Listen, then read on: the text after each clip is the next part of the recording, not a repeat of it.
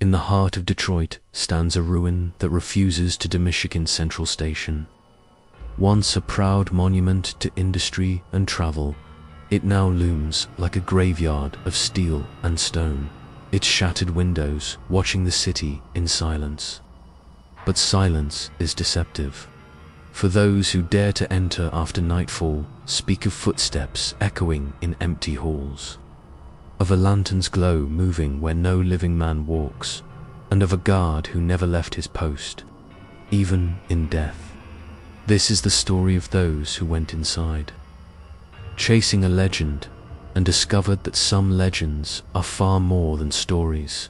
Detroit, once the beating heart of America's industrial age, had long since fallen into shadows. The city that had once been alive with the roar of automobile factories and the steady rhythm of workers pouring in and out of massive buildings, now carried a silence that pressed against the soul. At its core stood one of the most haunting relics of that golden era, Michigan Central Station, rising from the ground like a monument to both ambition and failure. The station had been abandoned since the late 1980s. Its windows were shattered, its marble halls cracked and weathered, and its grand Beaux-Arts facade carried scars from decades of neglect. To most, it was just another forgotten landmark, a crumbling skeleton that loomed over Corktown, like a warning of what the city had lost. But to others, the station was more than bricks and marble. It was a vessel of stories, a breeding ground for urban legends whispered in dim bars, retold around bonfires, and passed down among teenagers daring each other to step inside after dark. Among those tales, one stood above the rest, the story of the Headless Guard. The legend claimed that in the 1940s, when the station was still alive with travelers, a night security guard named Robert Hensley had taken his duties too seriously. He was a man known for his rigid sense of order, a former soldier who believed the station was his fortress. One bitter winter night, as the story went, Robert confronted a group of men trying to rob the luggage storage room. A fight broke out, echoing across the cavernous hallways. In the chaos, Robert was struck down with a fire axe. His head was severed in one violent swing, left rolling across the polished marble floor while his body collapsed in a pool of blood. The thieves were never caught. The newspapers barely reported the incident, buried beneath the daily churn of war news from overseas. Yet, in hushed voices, workers swore that Robert never left the station. Passengers claimed to hear the echo of boots pacing in empty corridors long after midnight. Janitors whispered of a figure in a guard's uniform, lantern in hand, wandering the tracks without a head. Over the decades, the legend twisted into something darker. It was said that anyone who mocked the story or disrespected the station would encounter him. Witnesses spoke of a suffocating chill, of shadows that stretched unnaturally across the walls, and of a faceless figure standing at the end of the platform. Some swore they saw the guard's lantern glowing like a small wandering fire, bobbing between pillars where no one else walked by. The 1990s. Michigan Central Station had become a place of dares. Teenagers broke through fences to drink and spray. Graffiti inside, explorers wandered the collapsing staircases and cracked tile floors, searching for proof of the paranormal. And almost every one of them, when pressed, admitted they felt they were being watched. Few stayed past midnight. Fewer still returned more than once. The story persisted because of the atmosphere. The station at night was unlike any other place. In Detroit, the silence was heavy, broken only by the occasional scurrying of rats or the groan of shifting metal. The moonlight filtering through shattered windows painted eerie patterns across the marble floor. The building seemed alive, breathing with memories, holding tightly to the footsteps of thousands who once passed through. And at the heart of that silence was the fear that Robert Hensley still patrolled, guarding the station he had died for. No one knew if the story was true. There were no official records of his death, no documented proof of murder, yet legends have a way of facts. By the early 2000s, the Headless Guard had become part of Detroit's folklore, mentioned in ghost tours and late-night radio shows. Some dismissed it as a tale to scare trespassers away from a dangerous building. Others swore that it was real, too real, and that the guard's restless spirit lingered in search of justice he would never have. And it was into this darkness, into this fragile line between myth and reality, that a new chapter of the legend was about to be written. The October air in Detroit was sharp, carrying with it the smell of rain-soaked concrete and rust. The city had grown quieter as the sun sank behind the skyline, leaving streets in Corktown painted with the fading glow of street lamps. For most, Michigan Central Station was a landmark to be avoided. Its towering, skeletal frame loomed above the neighborhood like a watchman long forgotten, its windows gaping like broken teeth. But for four friends standing at the edge of its chained fence, the ruin was a challenge they had come to conquer. Their leader was Marcus, a tall, confident 23-year-old film student who had developed an obsession with urban legends. He carried his camera bag slung over one shoulder, adjusting the strap as he studied the station's massive silhouette. "This is it," he whispered, excitement flickering in his eyes. "This is where the story lives." Behind him, Sarah shivered beneath her denim jacket. She was less enthusiastic about trespassing into one of Detroit's most dangerous ruins, but she wasn't about to be the one to back down. "It doesn't feel right," she muttered, staring at the darkened windows. "It looks like something's waiting inside." James, the skeptic of the group, laughed under his breath as he pulled a crowbar from his backpack. "Waiting inside. Sarah, it's a building. You've been listening to too many ghost stories." With a few quick tugs, he worked at the gap in the fence until the chain link groaned open wide enough for them to slip through. The last of the group, Alina, lingered for a moment. She was the quiet one, always watching, always listening, carrying a small notebook where she scribbled thoughts and sketches. Her grandmother had once told her never to disrespect the dead. Tonight, she felt the weight of those words pressing, heavier than ever. She crossed herself quickly before stepping through the fence, trailing the others. Inside the grounds, the air felt colder, as though the very shadow of the station carried its own chill.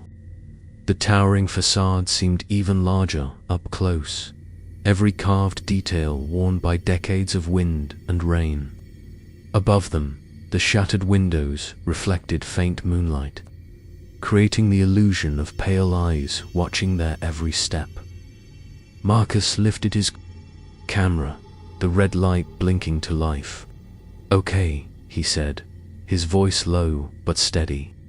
"Tonight, we prove whether the Headless Guard is just a story or if he's still here." The massive doors at the front of the station had long since been sealed, but there were other ways inside. James led them toward a side entrance where bricks had crumbled away, leaving a jagged gap just wide enough for a person to squeeze through. One by one, they ducked into the darkness. The inside of Michigan Central Station was worse than any of them had imagined. What had once been a grand concourse now resembled the hollowed remains of a cathedral. Tall pillars rose into the gloom, their marble chipped and blackened with soot. Rain dripped through the broken ceiling, pooling on the cracked tile floor. The sound echoed, steady and mournful, like the station itself was weeping. Sarah hugged, her arms tightly around her chest. "I don't like this," she whispered. Her voice trembled as she glanced into the shadows stretching between the pillars. "Don't lose it now," Marcus replied, though his own tone had softened. He panned his camera slowly across the space, capturing the haunting details. His lens caught graffiti sprayed across the walls, strange symbols mixed with names and curses. Empty beer bottles glistened in the dim light, remnants of those who had trespassed before them. James strode ahead, his boots crunching against broken glass. "It's just an empty building. What, do you think a ghost is going to come out and shake our hands?" He laughed again, but the sound seemed too loud, bouncing unnaturally off the walls. Even he shifted uneasily when the echo didn't fade as quickly as it should have. Elena scribbled something quickly into her notebook. The building listens. The deeper they walked, the heavier the silence grew. Every step stirred dust that swirled like ash in the weak beams of their flashlights. The air smelled of mildew, rust, and something else, something faintly metallic, like old blood that had never been scrubbed away. It was Sarah who noticed. "At first, do you hear that?" she asked, freezing in place. The others stopped, listening. At first, there was only silence. Then, faint but clear, came the sound of boots against the floor. Slow, deliberate steps echoing from somewhere beyond the pillars. James tightened his grip on the crowbar. "Probably another trespasser," he said quickly, though his voice had lost its earlier bravado. "Some junkie, maybe." Marcus raised his camera, recording as he whispered, "No, that doesn't sound like wandering. That sounds like a patrol." The footsteps continued, steady, unhurried, as though whoever or whatever was walking had all the time in the world. And then, just as suddenly as they began, they stopped.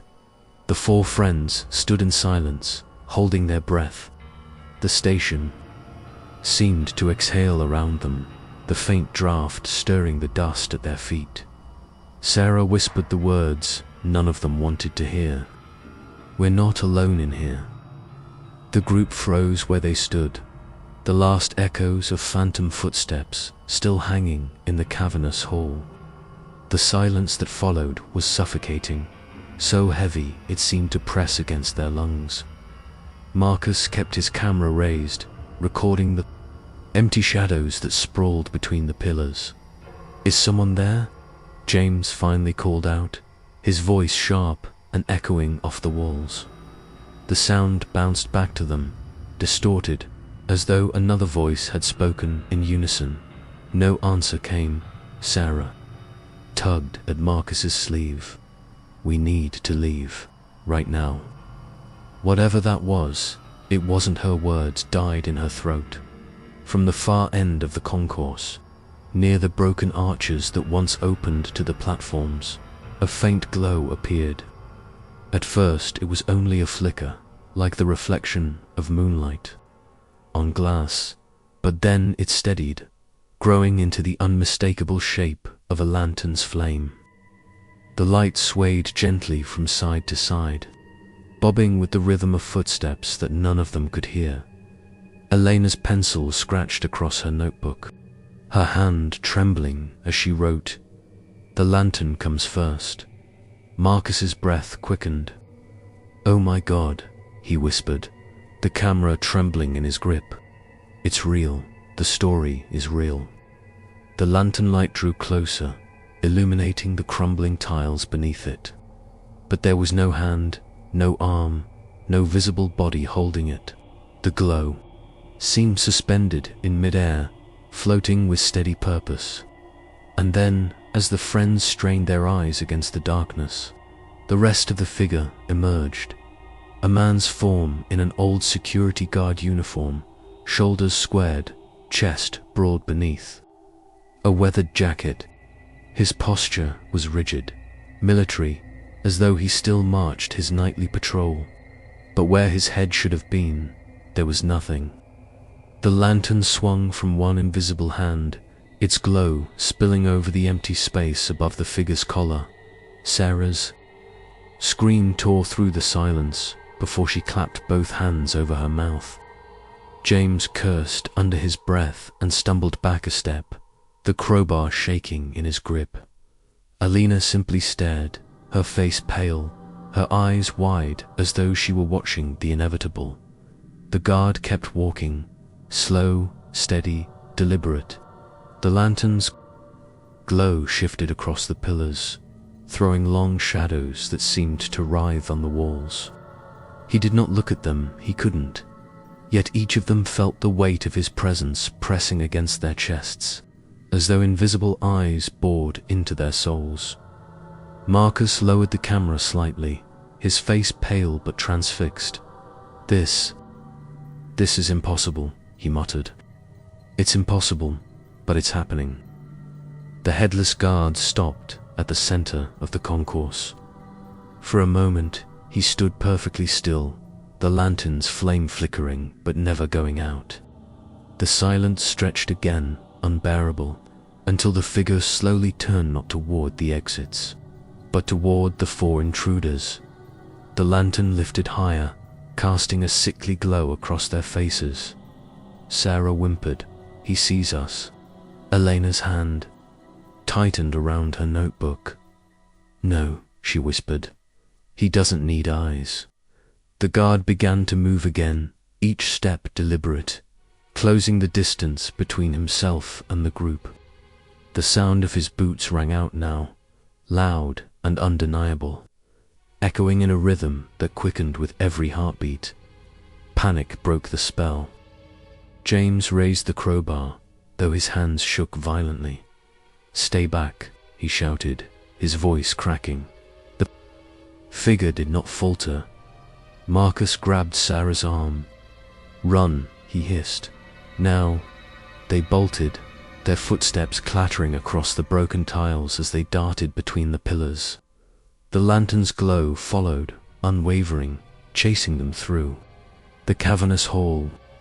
The air grew colder with every step, their breaths visible in the darkness as if the station itself had turned into a frozen tomb. Behind them, the boots thundered. Closer, louder, relentless. They burst into a side corridor, their flashlights jerking wildly across peeling paint and shattered glass. Sarah stumbled, but Marcus pulled her forward, urging her to keep running. Alina lagged behind, clutching her notebook to her chest, unable to tear her eyes from the glow that followed. For just a moment, she looked back.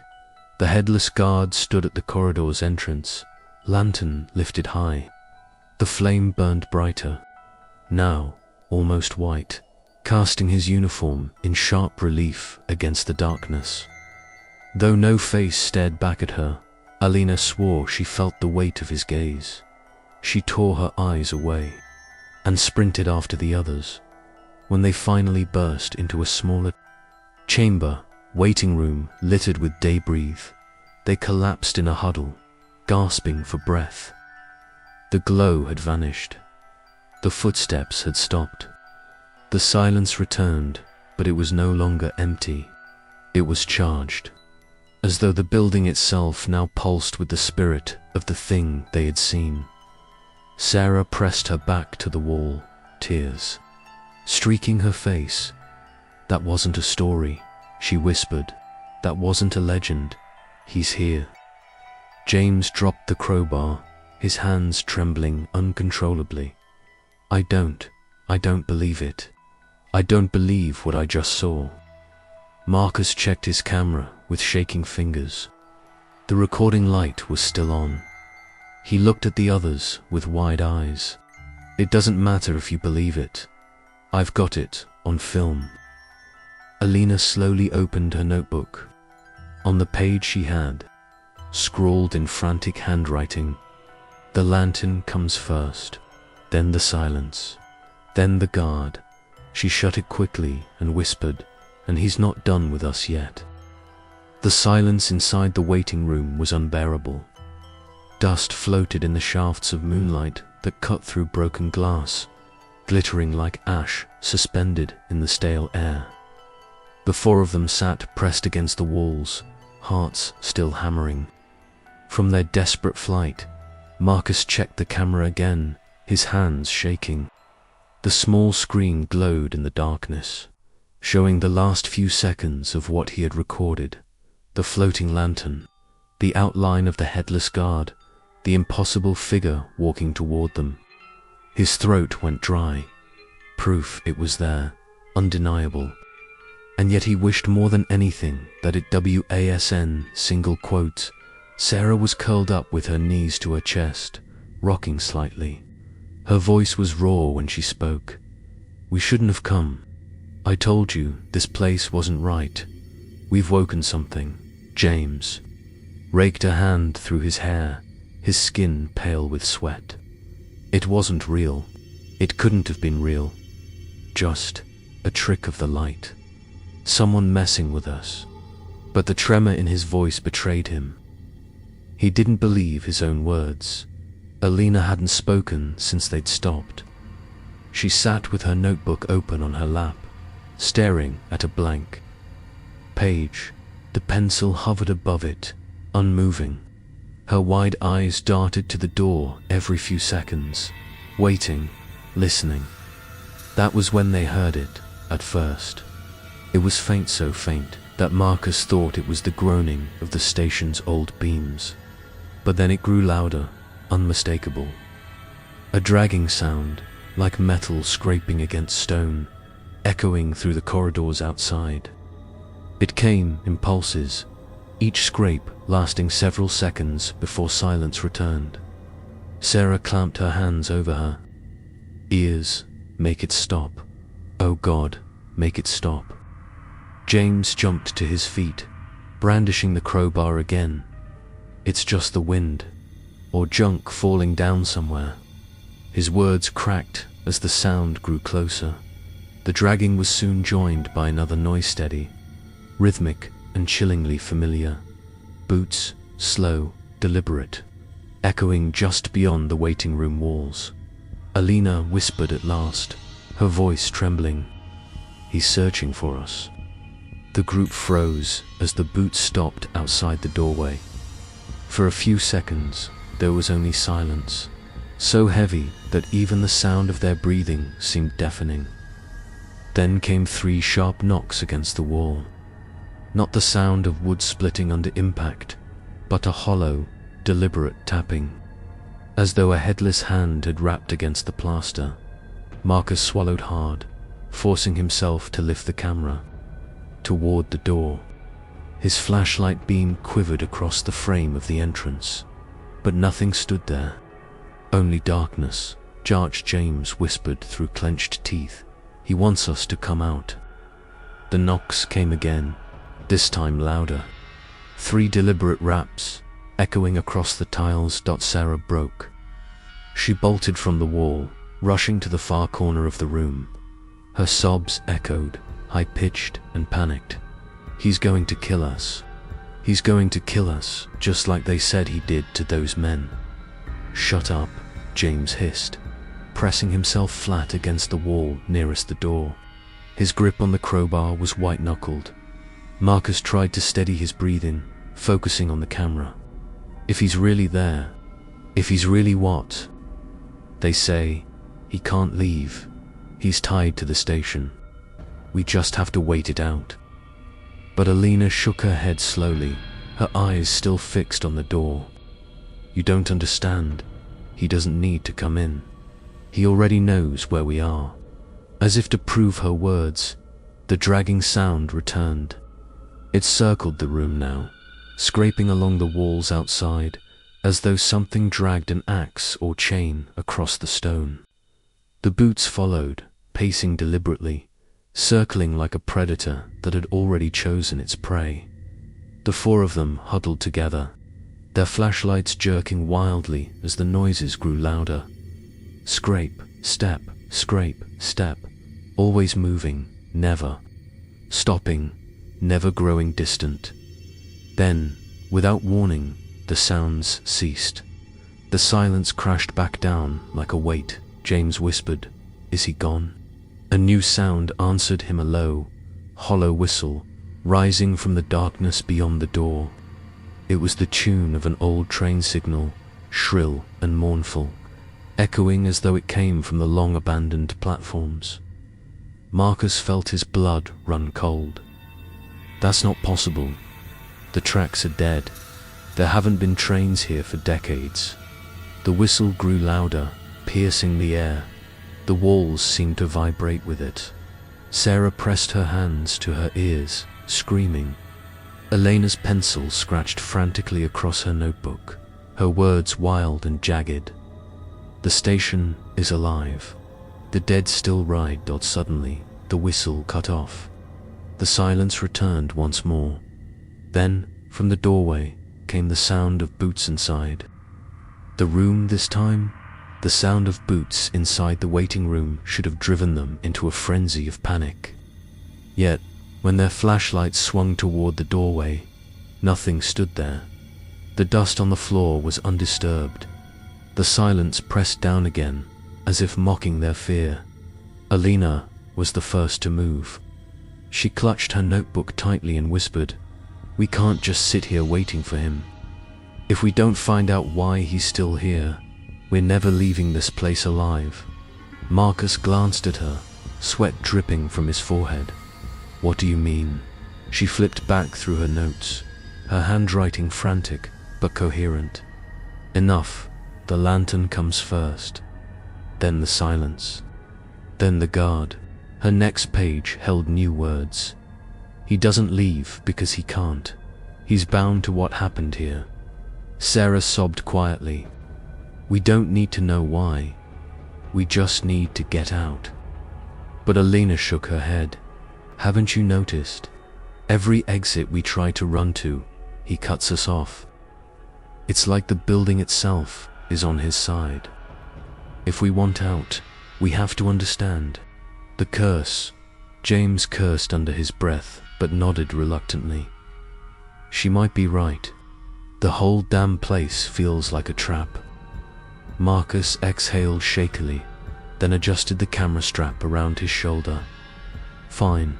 If there's history to this, we'll find it. Places like this, they always leave behind records."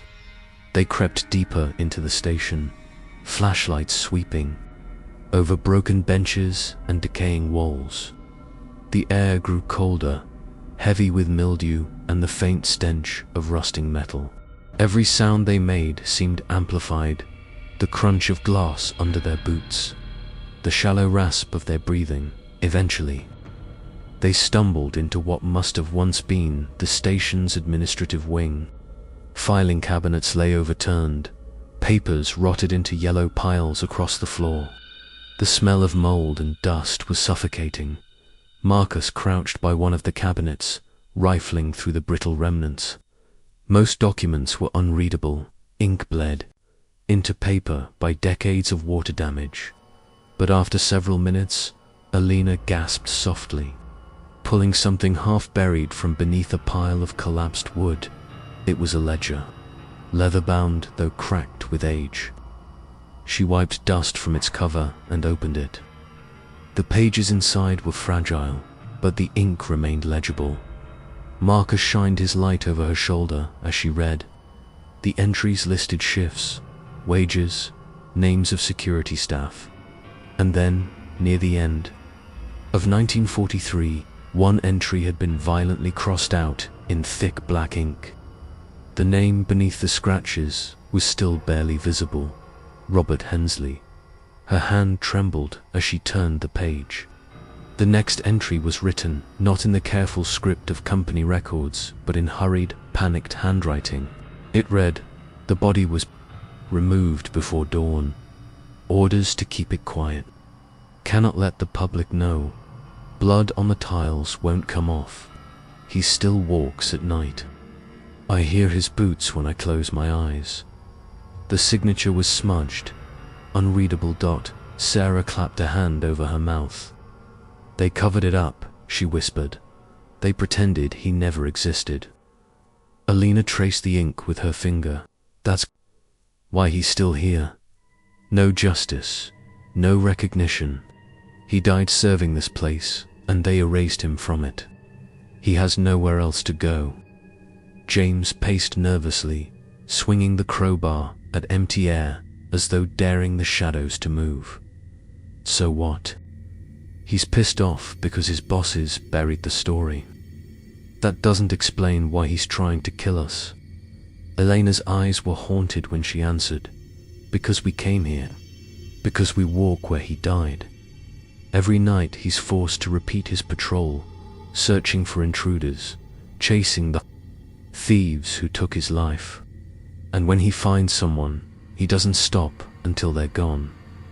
Marcus lowered his camera slowly. We're not just trespassers.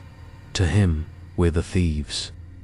A sudden noise cut through the air, a sharp clang of metal on stone from somewhere down the hall. The group froze, every muscle tensed. Sarah's breathing quickened. He heard us. Marcus closed the ledger quickly and shoved it into his bag.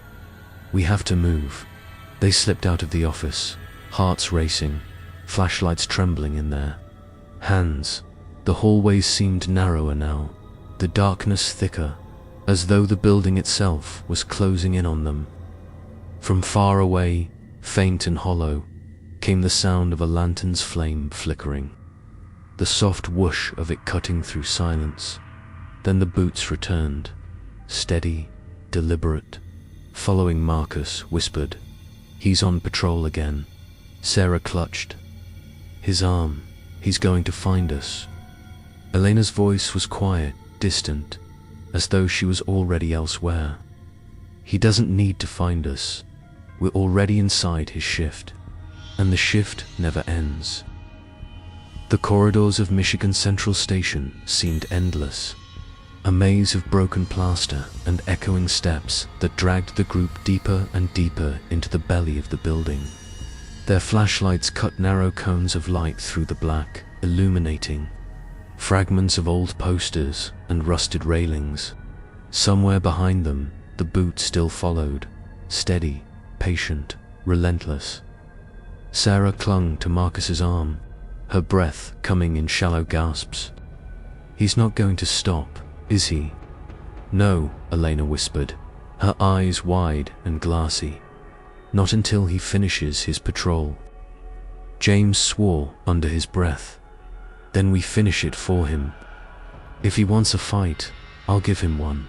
He gripped the crowbar like a sword, though his hands trembled. They pushed into a wide concourse that opened like a black cavern before them. Moonlight spilled through shattered windows, throwing long silver beams across the cracked tile. In the center of the room, a collapsed chandelier lay like the bones of some long-dead creature, glass shards glittering across the floor. For a moment, there was silence. Then the lantern appeared. It flickered into view at the far end of the hall, its flame steady and impossibly bright, swaying gently as it moved forward. The figure followed the rigid body in a faded guard's uniform, the headless shoulders squared, boots striking the floor in a rhythm that echoed like a heartbeat. Sarah let out a strangled cry and backed against the wall. James stepped forward, crowbar raised, his flashlight trembling as it illuminated the impossible form.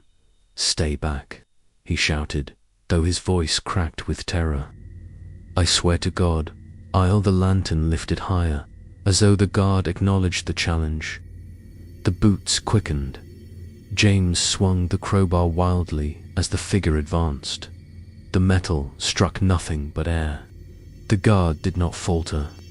Instead, the temperature in the room plummeted, frost creeping along the broken tiles. James's breath came. Out in white clouds, Marcus raised the camera, his voice shaking. "It's real. Every second of this is real." The guard lunged.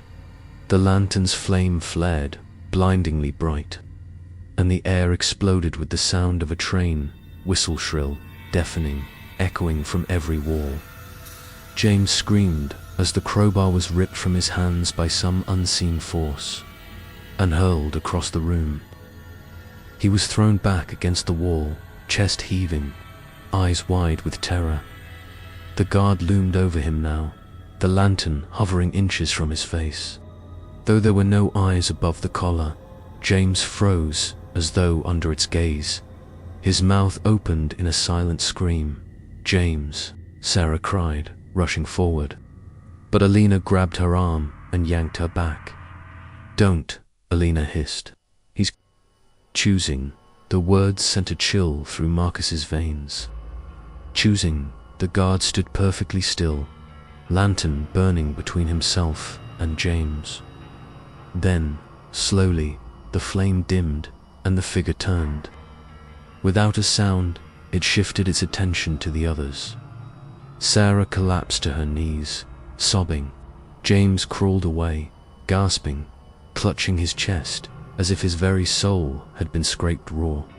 The boot struck again. Step by step, the guard advanced. On Marcus, Sarah, and Alina. Marcus's hands shook violently as he kept filming. "We need to move, now." But Elena's voice was calm, almost hypnotic. "No. If we run, he'll chase us until we can't breathe. If we face him, maybe he'll listen. Listen." Sarah spat through her tears. "He doesn't have a head, Alina. He can't listen." The lantern lifted once more, the flame burning with unnatural intensity. The guard loomed close enough now that Marcus could see the stitching on the uniform, dark with stains that would never wash out. The cold radiating from him was unbearable, stabbing into their bones. Alina stepped forward. "Alina, no." Marcus cried, reaching for her. She shrugged off his hand and stood tall before the figure. Her notebook trembled in her grip. She opened it to the page with Robert Hensley's name scrawled across it. The entry they had found. "You were erased," she whispered, her voice steady though her eyes glistened with tears. "They took your life and they buried your story. But we see you. We know what they did. You are not forgotten." For a heartbeat, the station was silent. Even the air seemed to pause. Then the lantern flickered. The boots stilled. The guard froze before her, as though listening despite the absence of a head. Alina took another trembling step forward. "Robert Hensley," she said, speaking his name aloud for the first time.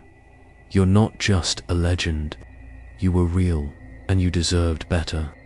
The lantern's flame sputtered, then flared violently.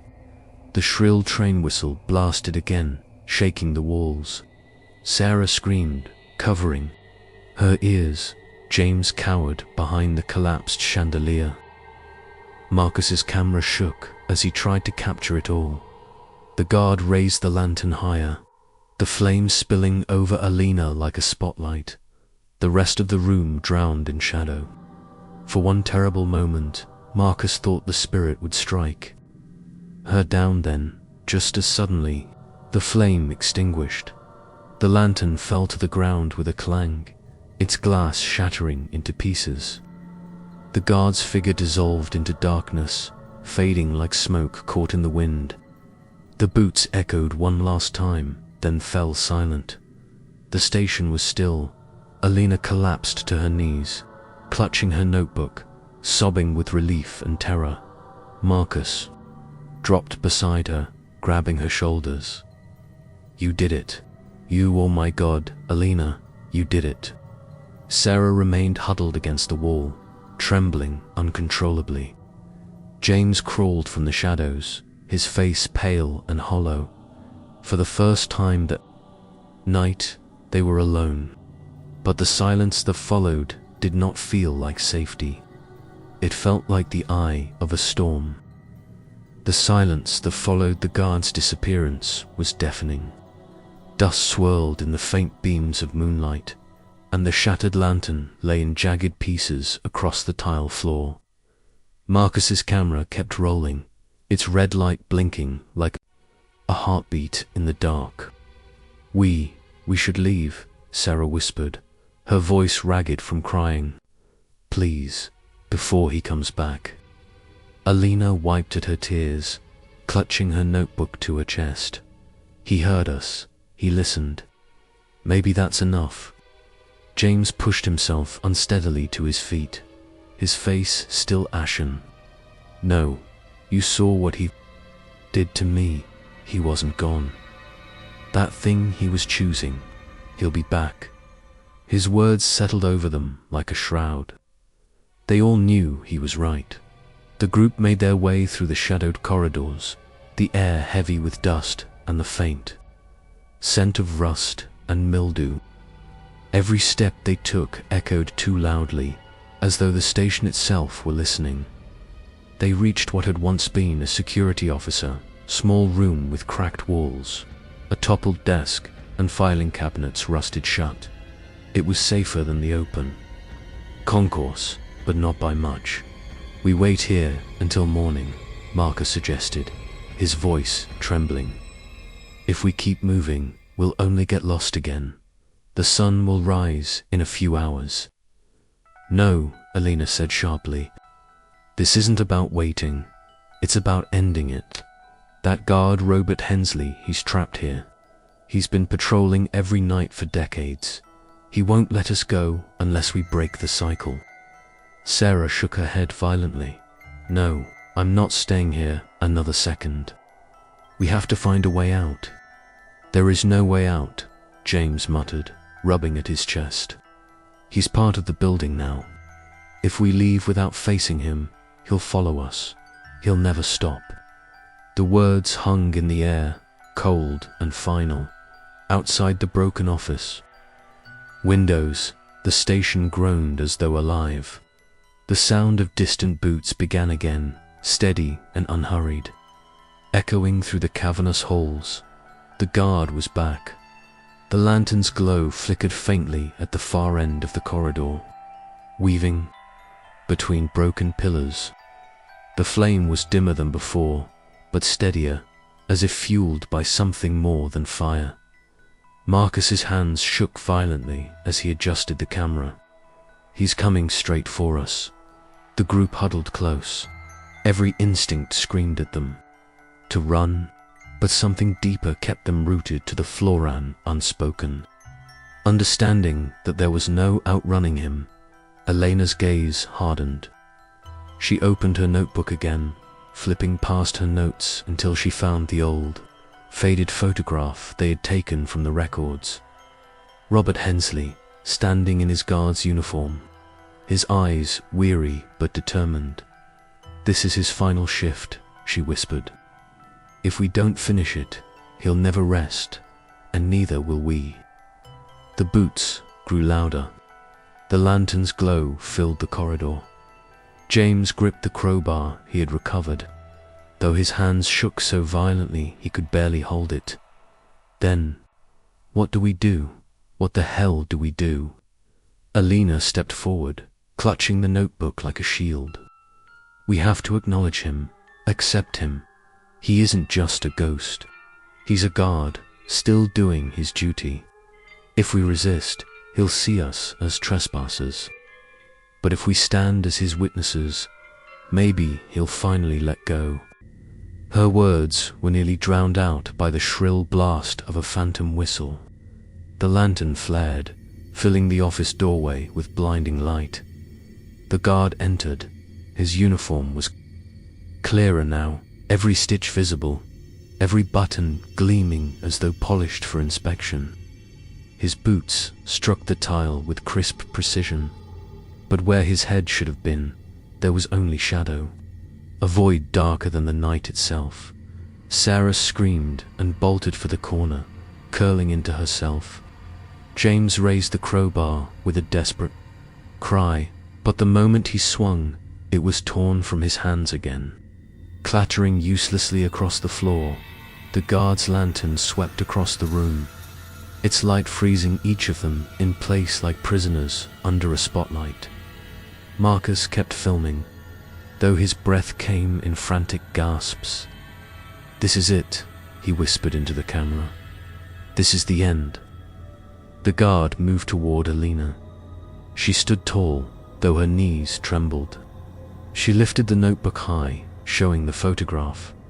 "Robert Hensley," she said, her voice shaking, but firm, "your duty is done.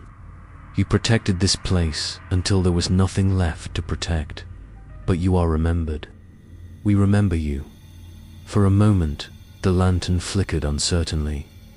The boots paused, then the guard lifted the lantern higher, and the flame roared so bright it scorched the walls with phantom heat. The whistle screamed louder than ever, rattling the very foundations of the building. Alina closed her eyes and held the notebook against her chest. "If you need someone to take your place," she whispered, "then take me." "No." Marcus lunged forward, grabbing her arm. "Don't you dare. We'll find another way." But the guard's shadow swept over them both. The lantern blazed, and Marcus was thrown back as though struck by a train. He crashed into the wall, his camera skidding across the floor. Alina remained. Standing in the guard's light, the notebook slipped from her hands and fell open on the ground, the photograph catching the lantern's glow. The guard froze. Slowly, he lowered the lantern, the flame shrinking. His boots stilled. For the first time, there was silence. Then, the shadow dissolved. The lantern clattered to the floor and rolled to a stop, unbroken this time, its flame extinguished. Alina collapsed to her knees, sobbing uncontrollably. Sarah rushed to her side, clutching her tightly. James stared in shock, his face pale, his hands trembling. Marcus staggered up, blood on his forehead, and retrieved the camera. "It's over," he whispered hoarsely. "It has to be." But deep in the silence of the station, faintly, barely audible, came the echo of boots. One final patrol. The sun rose slowly over Detroit, casting pale light across the skeletal frame of Michigan Central Station. Broken windows glinted weakly. The vast concourse bathed in a dull golden haze that did nothing to dispel the chill lingering in the air.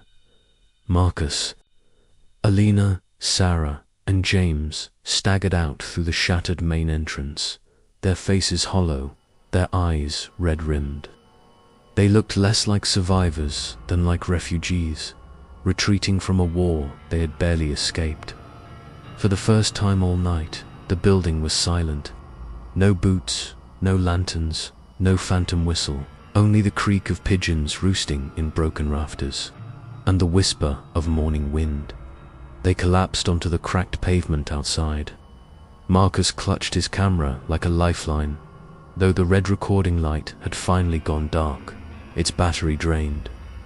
Sarah buried her face in her hands, rocking back and forth, whispering prayers under her breath. James stared back at the station, his knuckles white as he gripped the bent crowbar he had retrieved. "It's not gone," he muttered. "I heard him at the end. He's still in there." Alina, pale and trembling, shook her head. "No, he let us go. He didn't take me." "That means something. Or it means he chose to wait," James said bitterly. His voice cracked, the words heavy with fear. "Until the next trespassers. Until the next night shift." They sat in silence for a long time, the weight of the night pressing on them, like a coffin lid. Finally, Marcus pulled the camera close to his chest. "We have to tell people. Someone has to know the truth about this place.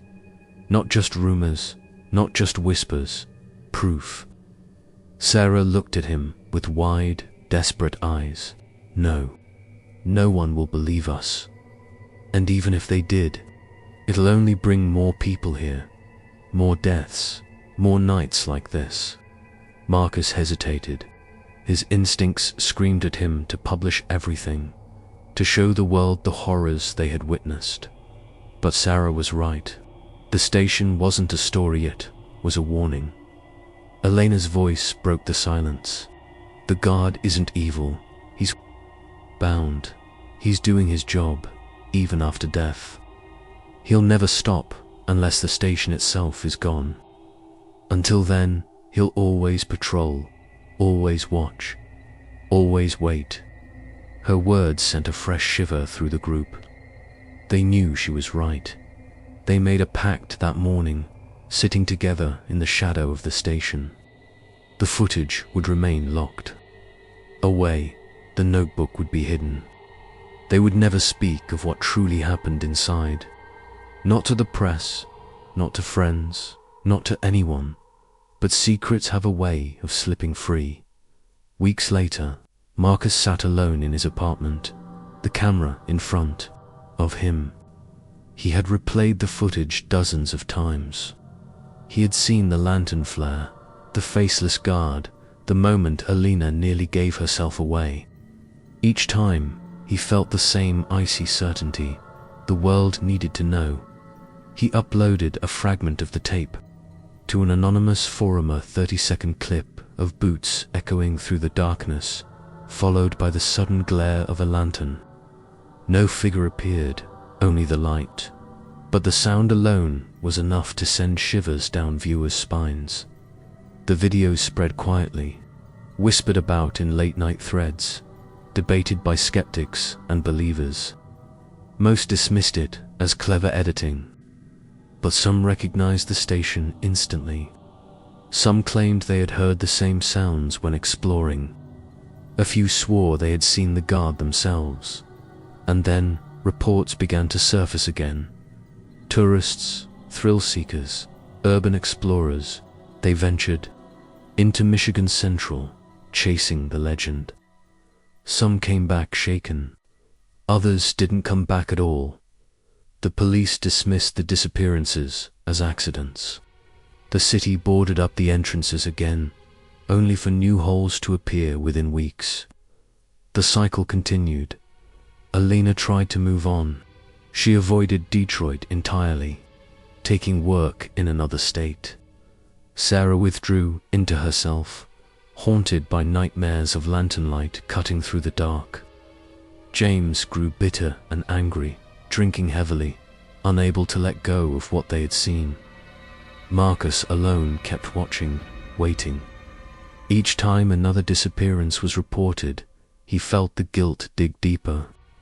His small act of sharing had rekindled the fire, and yet, some nights, when the city was quiet and the wind rattled the windows of his apartment, Marcus swore he could hear the faint, steady sound of boots pacing back and forth just outside his door. The guard had followed him, or perhaps, Marcus thought with growing dread, the guard never left the station at all. Perhaps once you entered his patrol, you were marked forever. Detroit whispered the story again, as it always had, the Headless Guard of Michigan's Central Station, patrolling his final shift, lantern in hand, boots echoing through the hollow corridors, and those who knew the truth could only whisper back a warning. Do not enter the station after dark. Do not follow the sound of boots. And if the lantern's light falls upon you, pray it passes by, because once the guard has seen you, you are never truly free. Thank you for following.